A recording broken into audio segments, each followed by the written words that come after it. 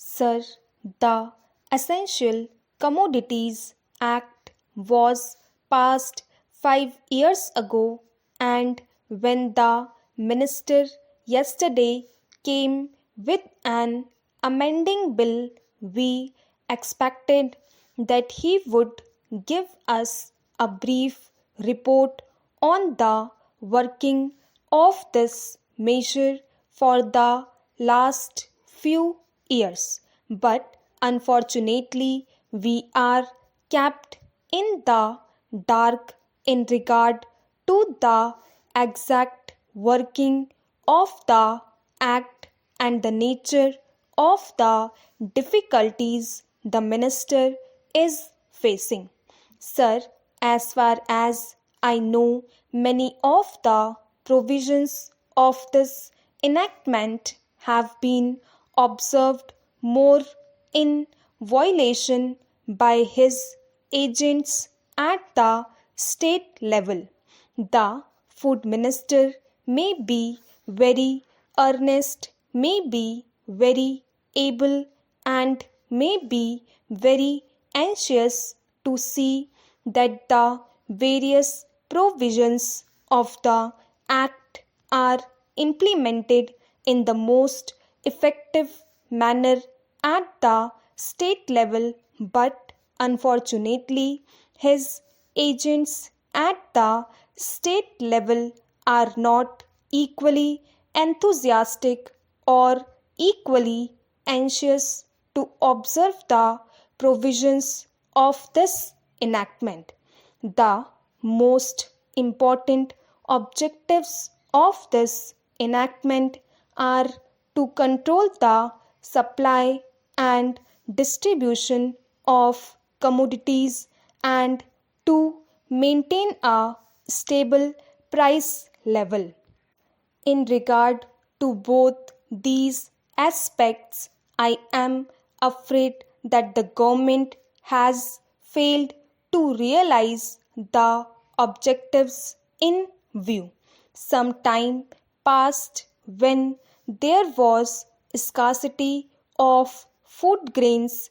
Attempts were made to make procurement from certain wholesale merchants and from rice mills. In my own state, I know of many instances of such procurement where, after making known that certain things had to be done and certain steps had to be taken by the merchant community, nothing was done later on by the government when they found that these very orders of the government were violated. As a result of the violations, there was a consequent rise in the prices of food grains. In respect of other commodities like iron and steel, paper, etc., we see a lot of speculative activities, but the provisions of the Act have not been brought to bear on them. Perhaps no case of prosecution was launched against those people who contravened the various provisions of the Act. We are interested to know in how many cases the government have taken steps to prosecute individuals who have violated the various sections of the Act. The minister said that the powers under the Act were not adequate.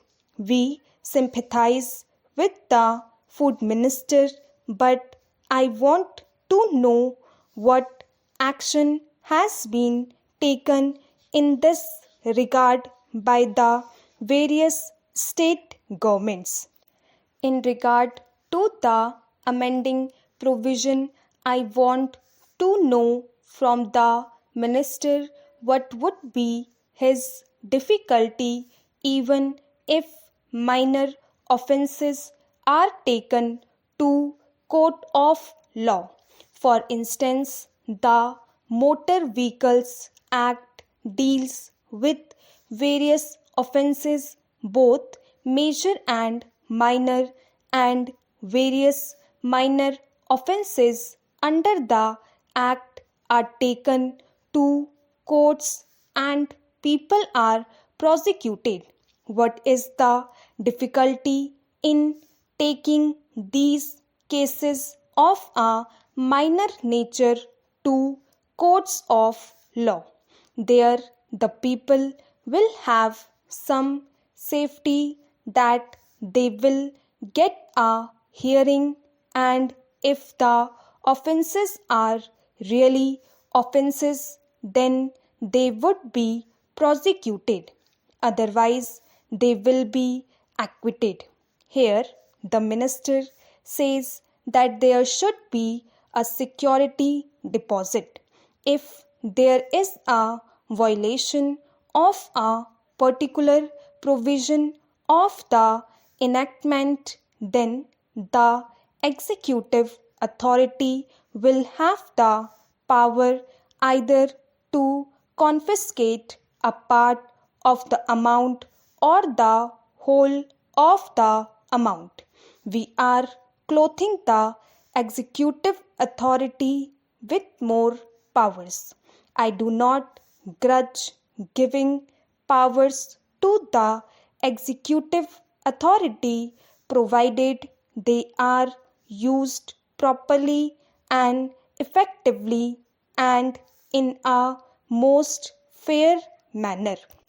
But unfortunately, there have been discriminations apart from the ineffectiveness of the various provisions. Wherever these provisions were used, there had been discriminatory use of these provisions against a few or in favor of a few. Normally, when officers are clothed with more powers, there is large scope for corruption. I feel that it would be desirable to avoid such malpractices, and it would be desirable, I think, that even for minor offences, the parties should have a chance to defend their actions.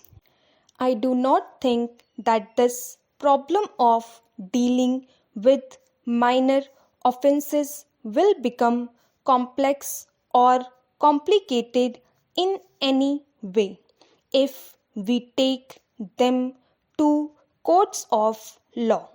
I want a reply from the minister in what way he is suffering from a handicap in dealing with minor offences or offences of a technical nature.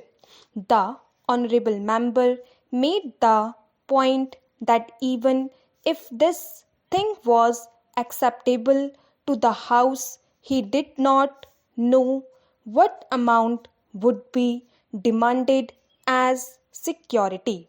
So, the minister should tell us what amount is normally expected from a licensee in all cases and what the offences are which are of a technical or minor nature which he has in view. We are not told which are major offences and which are minor offences. Clarifications on these points are necessary. I wish that the Act which came into effect long ago was implemented properly. I know that the minister here is very earnest in implementing it, but his colleagues at the state level and at the central level are disappointing him.